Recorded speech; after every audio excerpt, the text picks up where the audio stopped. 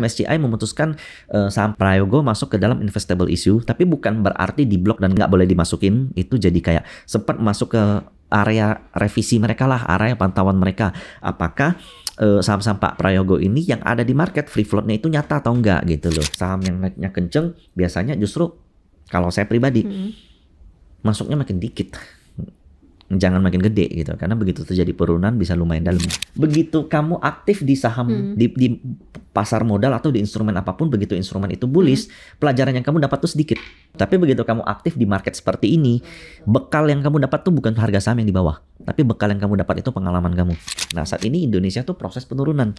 Nah, proses penurunan ini bisa saya katakan reset. Bisa saya katakan restart valuation. Jadi perbankan-perbankan kita yang ada di atas, indeks-indeks kita yang ada di atas, saat ini tuh lagi di restart nih valuasinya. Kapan titik bottomnya? Ini tergantung dari...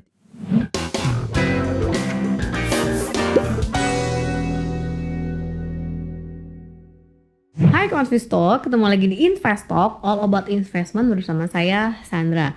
Kali ini kita akan membahas satu tagline ya yang dari CNBC, berita terbaru banget, yaitu 4 alasan MSCI kurang percaya dengan saham RI. Separah apakah itu? Dan kita langsung aja ngobrol ke ahlinya, pemerhati market gitu ya. Langsung aja Ko Michael ya. Halo Berinda. Halo, ketemu lagi nih Ko. Iya.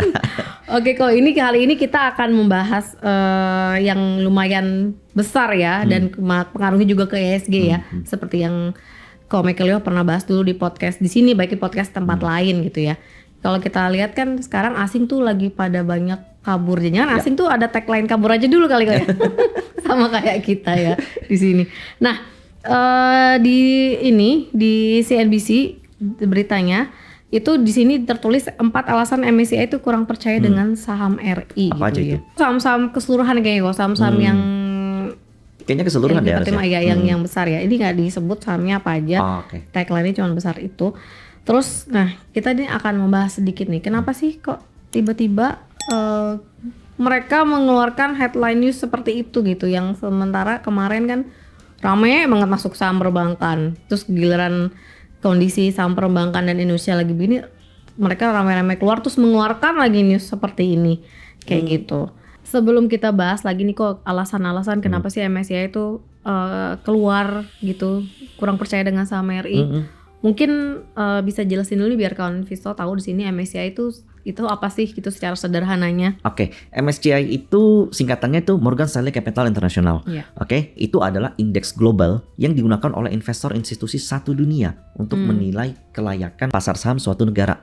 Nah, jadi kalau seandainya Berinda nih jadi fund manager lokal, ngelihat saham-saham yang layak atau yang prestisius itu kan lihatnya apa? LQ45, IDX 30, Kompas 100, Serikati sekarang udah nggak ada kalau nggak salah ya. Nah, kalau di luar negeri, mereka satu indeks, satu emiten itu bisa dikatakan prestisius kalau udah masuk ke MSCI gitu. Oke, jadi kalau fund big fund apapun asing, kalau dia mau beli saham apa pasti patokannya indeks. Patokannya indeks itu MSCI, kemudian ada FTSE, kemudian ada Wisdom Tree, tapi yang paling gede itu MSCI. Nah, gimana nih kalau dampaknya kalau misalnya MSCI sendiri ternyata dia bilang nih di CNBC dia udah kurang percaya lagi nih dengan saham RI. Ada ya? Ada beritanya di CNBC. Gue baru tahu kalau masih ada ngeluarkan berita itu. Ada.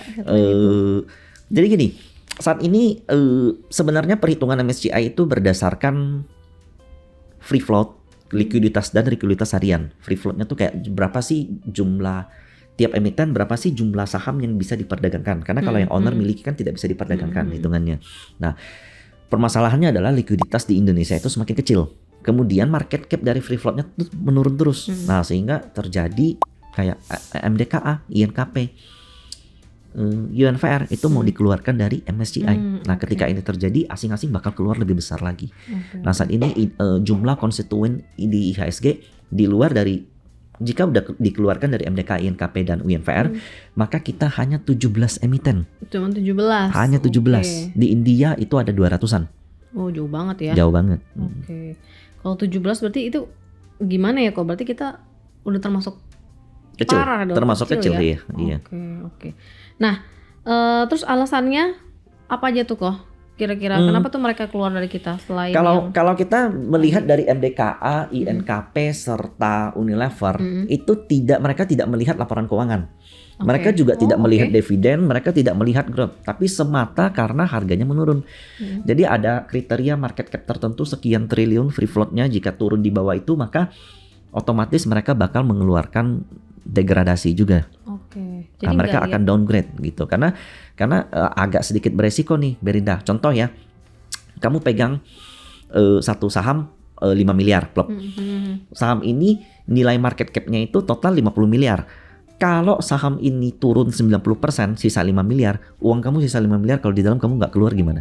Ya nggak bisa keluar. Logikanya gitu ya. Makanya MSCI itu rutin setiap bulan itu melakukan upgrade, downgrade, melakukan revisi ulang. Nah, jadi jika suatu emiten turun terus, dijual sama active fund, dijual sama ETF, dijual sama fund-fund lokal contoh. Nah, nanti MSCI akan melihat kriteria lagi, disusun ulang lagi, ini layak nggak kita pertahankan? Oh, ternyata udah mulai menurun nih. Daripada nanti kita nggak bisa keluar, ya udah kita ikutan downgrade. Nah, itu yang terjadi di Unilever, INKP, dan MDKA. Semata karena harganya menurun, bukan karena laporan keuangan. Harga menurun itu berarti kalau dari market cap karena likuiditasnya menurun gitu kok ya? Likuiditas juga mempengaruhi. Jadi mereka ada kriteria market cap, kayak setiap emiten market capnya sekian untuk bisa masuk ke MSCI. Kalau turun di bawah itu, sorry, you must out. Nah, itu terjadi di MDKA, INKP, dan Unilever. Begitu saya ngomong ini, sebenarnya MSCI belum mengeluarkan itu. Tapi saya bilang itu di bulan lalu di salah satu podcast, memang ada potensi MDKA, Unilever, INKP keluar karena dari market capnya tuh udah nggak memungkinkan untuk masuk, dan ternyata benar keluar.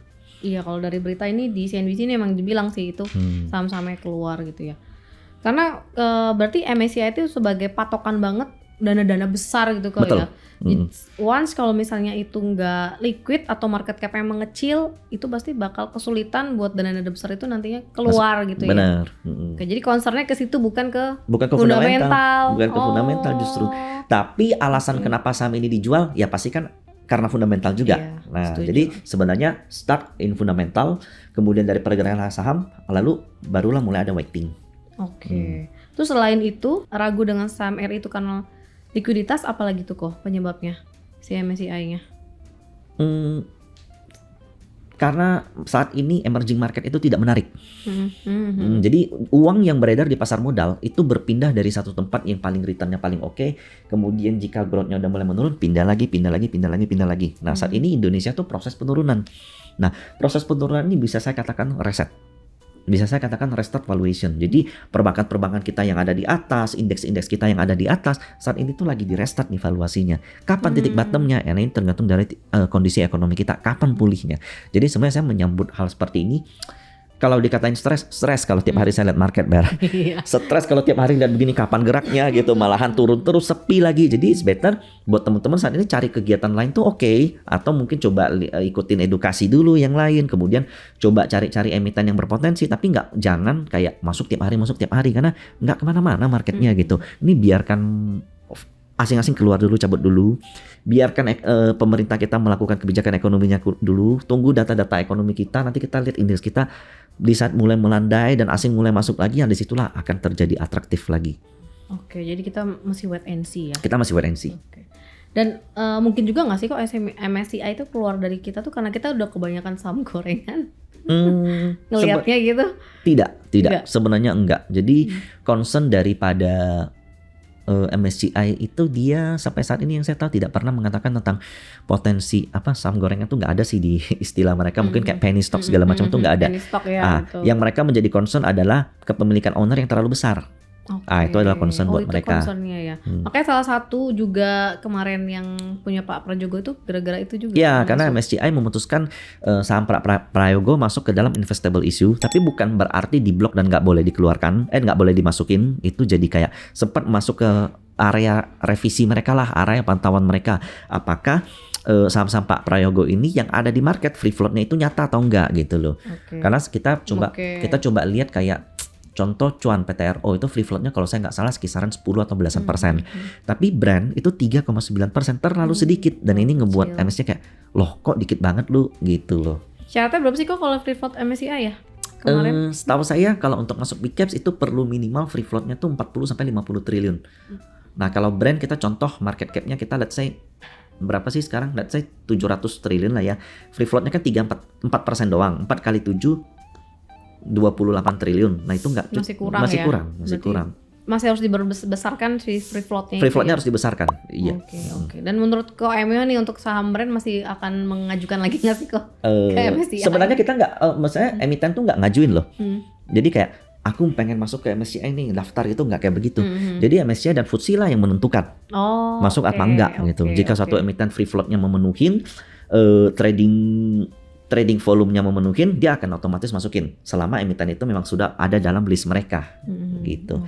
Dan FTSE baru kemarin nih itu mengeluarkan, kan kemarin nggak jadi masuk ya, mengeluarkan statement lagi, statement resmi dari FTSE bahwa brand itu masih ada peluang untuk masuk selama free floatnya itu diberesin. Nah, concentrate owner gitu. Jadi saham-saham yang free floatnya itu affiliate ownernya tuh harus bisa di make clear gitu loh. Dan kalau KMU sendiri yang memperhatikan kan, pasti KMU juga memperhatikan pergerakan si brand ya. Nah dari KMU sendiri gimana tuh? Dari pergerakan dia kemarin yang udah 2 kali berarti kan? Ya, 2 ini kali yang gagal. kedua kali dan harganya juga udah turunnya lumayan ya. Mungkin lebih dari 50% nggak sih kok itu turunnya? Dari 12.000 ke sekarang 7.000 ya? Nggak sampai 50%. Ya, 30-40%an lah ya. Nah itu gimana kok kira-kira peluangnya? Kalaupun masih ada, dia bisa nggak sih ke 12.000 lagi gitu? Itu saat ini target daripada brand itu kan pasti berubah karena free floatnya kan pasti berubah. Nah tapi bisa saya katakan brand dari IPO itu di harga 700-an ya kalau nggak salah ya. Saat ini 7.000 aja 10 bagger sebenarnya. Nah memang ini bukan cuma soal brand. Cryptocurrency pun, Nvidia pun ketika naik terlalu kencang, begitu ada koreksi biasa koreksinya agak dalam. Nah itu di luar dari kita ngelihat FTSE dan MSCI-nya ya, saham yang naiknya kencang biasanya justru kalau saya pribadi masuknya makin dikit, jangan makin gede gitu, karena begitu terjadi penurunan bisa lumayan dalam. Iya. Jangan sampai kitanya nanti kita kejebak ya. Yes. Oke. Berarti dengan adanya MSCI seperti ini mulai keluar juga, asing juga banyak, berarti apa ya, ISG kita masih belum jelas ya kok ya ke depannya, apalagi ditambah MSCI ngeluarin statement ini nih untuk dampaknya ke saham-saham RI gitu. Ya, lebih ke kondisi fundamental ekonomi kita. Satu hal yang paling penting itu adalah ketika nanti ke depan nih, Trump ini kan terkenal suka melakukan side war nih, tapi ternyata nggak selalu yang dia ngomong nggak selalu dia lakuin. Nah ketika China bisa membuktikan ekonomi dia pulih, ketika China berhasil memperbaiki sektor propertinya, GDP-nya pulih, kemudian ekonominya naik, nilai ekspor dia meningkat, nilai impor dia juga meningkat, itu kita pasti bakal rebound. Nah, udah berdasarkan sejarah bahwa ketika China rebound, kita bakal rebound juga. Karena ekonomi kita, nilai ekspor kita, itu 40% lebih itu ke China. Ekspor kita paling besar di China, China ya. Dan demand komoditi terbesar itu dari China. Jadi begitu China pulih, kita bakal pulih. Nah China ini kan worst selama 2-3 tahun kebelakang nih. Hang Seng koreksi 50%. GDP di China itu growth-nya turun sampai 4,8, 4,7 sampai 4,9% sama kayak kita. Makanya kita turun mulu. Sementara India 7%, 8% Nifty. India masih kita nunggu China ya kita nunggu China begini, nanti kita mulai begini. Itu di situ saya yakin tuh mungkin tahun depan bakal banyak influencer baru. Tahun depan itu pasti bakal banyak investor baru juga kayak tuh. Kayak COVID zaman dulu ya. Kayak COVID zaman dulu karena indeksnya udah atraktif gitu. Di saat nggak atraktif begini ya kumpulin duit lah gitu. Jadi begitu indeksnya udah nanti naik, ISG kita naik, ya mau beli apa aja kayaknya sahamnya semua bener naik ya. Tapi ingat, begitu kamu aktif di saham di pasar modal atau di instrumen apapun, begitu instrumen itu bullish, pelajaran yang kamu dapat tuh sedikit. Tapi begitu kamu aktif di market seperti ini, bekal yang kamu dapat tuh bukan harga saham yang di bawah, tapi bekal yang kamu dapat itu pengalaman kamu. Mental kamu makin udah terasa, emosi kamu udah lebih mateng gitu. Jadi begitu kita kayak ini kita nggak usah ngapa-ngapain deh, nanti bullish baru masuk. Nah begitu bullish lu masuk perut, begitu lu kena bearish sama aja muter lagi ujung-ujung kan. Nah begitu bearish begini harusnya kalian latihan. Nah latihan biar nggak kena mental, biar cost-nya nggak terlalu gede, gimana? Pakailah uang yang kecil. Nah begitu market bullish kalian udah mateng tuh.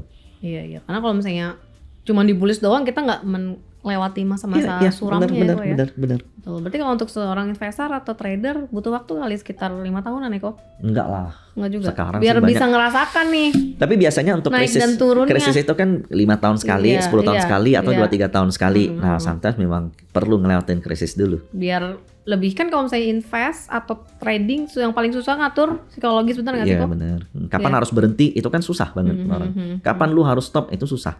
Oke. Begitu udah profit, pengennya digulung terus. Nah. Betul. Gitu. Nah kalau lihat kondisi kayak gini, itu gimana tuh kok strateginya nih?